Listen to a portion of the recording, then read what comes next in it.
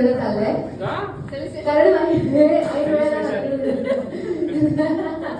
But खरंच ही खूप मोठी गोष्ट आहे. 500 एपिसोड पूर्ण झाले आणि इतक्या अनयुजल कथानकाला इतकं भरभरून प्रेम मिळालं प्रेक्षकांचं, त्याशिवाय हे अजिबात शक्य नव्हतं.